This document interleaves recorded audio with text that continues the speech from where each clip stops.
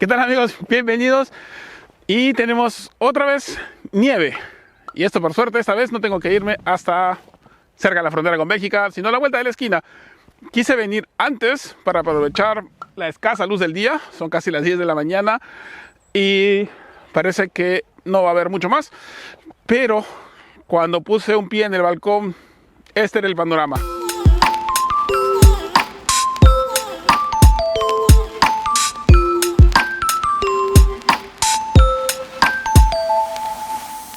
Bueno, y la idea del vídeo de hoy es explicar un poco algunos conceptos básicos de cinematografía o de producción de vídeo, y me refiero a los planos y a los encuadres. Así es que quédense. Antes de comenzar, los invito a que se suscriban, le den clic a la campanita y ¡vamos allá!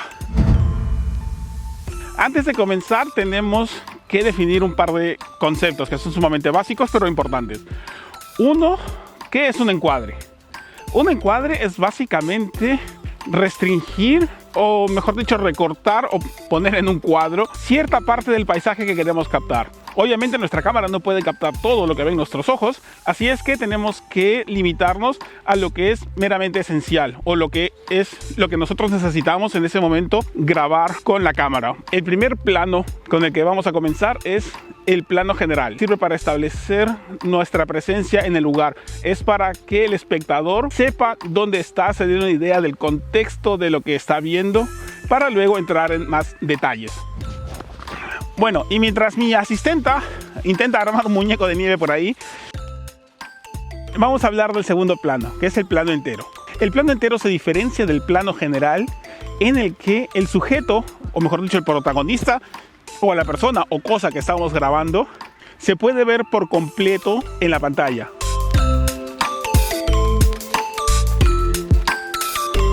Ok, lo que están viendo no lo pueden ver, en realidad es una posición súper riesgosa. He puesto la cámara en un árbol y espero poder llegar a tiempo a agarrarla en el aire antes de que se estrelle contra el suelo y me quede sin cámara.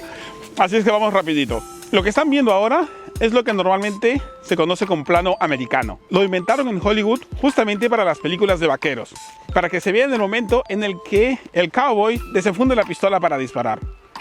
Si hubieran utilizado un plano entero, no se nota el detalle de la pistola, se hubiera perdido.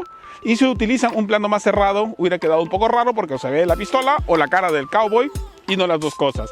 Así es que esta es la finalidad de este plano.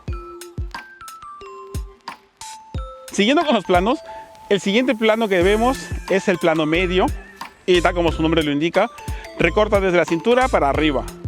Puede recortar de la cintura para abajo, se vería raro, pero es posible si es que la historia así lo demanda.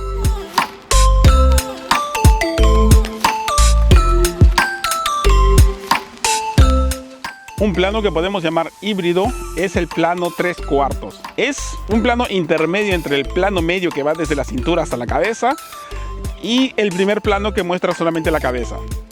En este caso, el recorte va más o menos alrededor de los hombros hasta arriba, lo que sería el busto, y es muchas veces lo que vemos en las entrevistas, el talking head, una cabeza parlante, que es básicamente eso. Se ve justamente la cabeza y la persona que está hablando frente a la cámara.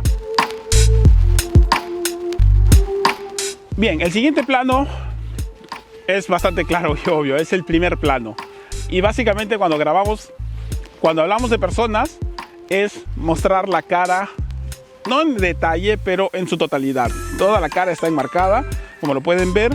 Y el uso que tiene este plano es básicamente en fijarse en las expresiones faciales, si en caso de que sea una persona, pero sin entrar en demasiado detalle. Básicamente es saber si la persona está pues feliz, triste, o escuchar o ver qué es lo que está diciendo, si es que en ese momento la historia dice que tiene que decir algo importante. Y el siguiente plano es el primerísimo primer plano. ¿Qué significa esto? La toma se centra en ese momento en los detalles más pequeños en los que nos podamos imaginar, o en algún detalle de la cara, por ejemplo, del personaje, o puede ser las manos, o cualquier otro objeto que en ese momento necesitemos grabar. Bien, estos han sido los encuadres según el plano, pero también hay otros encuadres que son según el ángulo en el que coloquemos la cámara. Ahora se los explico. Bien, el primer ángulo del que vamos a hablar es el ángulo cenital. ¿Qué significa esto? Que la cámara está colocada por encima del sujeto en un ángulo de 90 grados, literalmente apuntando de arriba hacia abajo.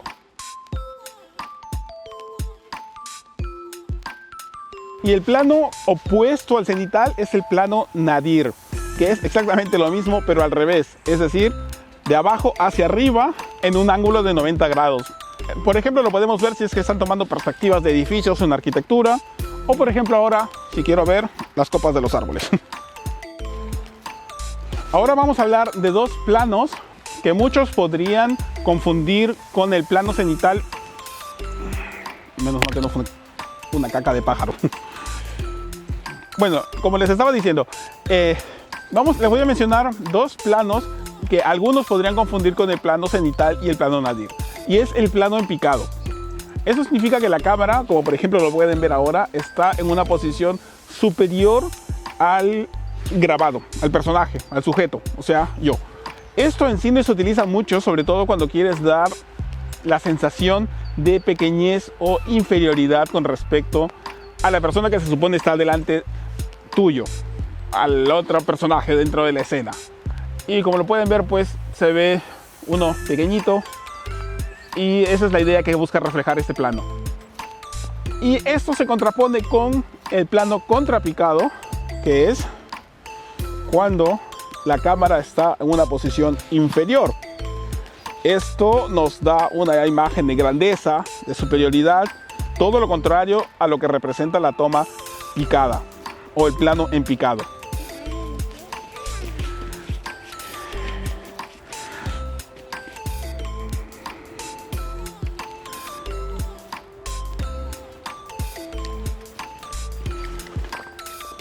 Bueno, y el plano más común que se utiliza es el plano frontal. La cámara colocada directamente delante de la persona a la altura de los ojos.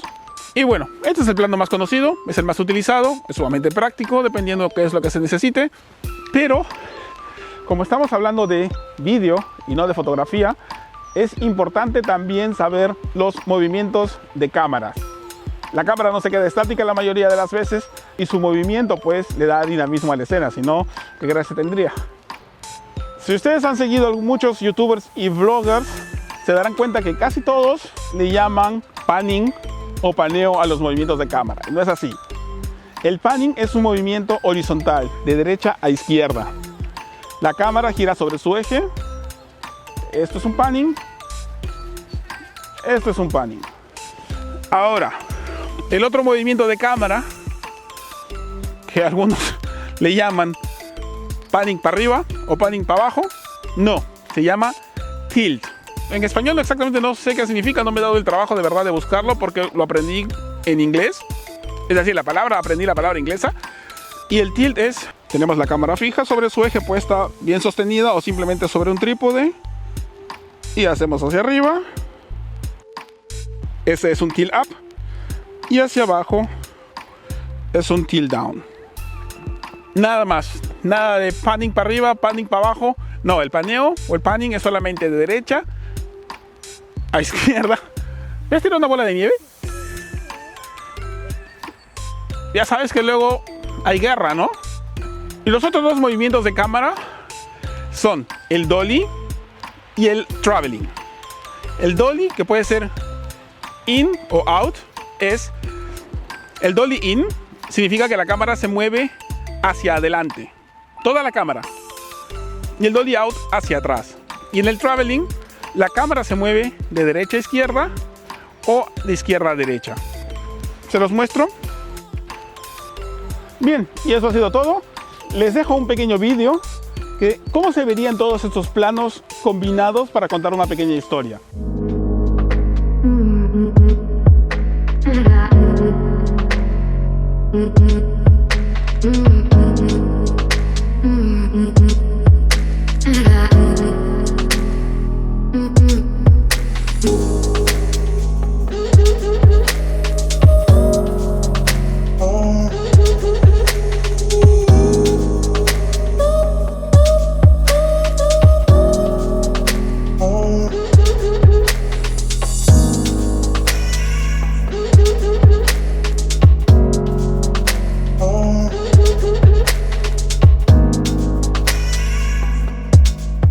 Pero antes de despedirme,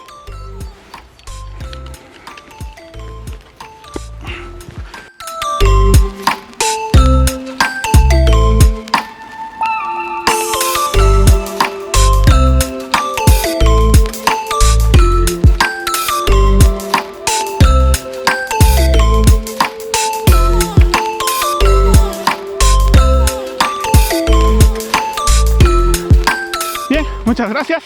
Tampoco choca la cámara. Nos vemos en el siguiente video. Chao.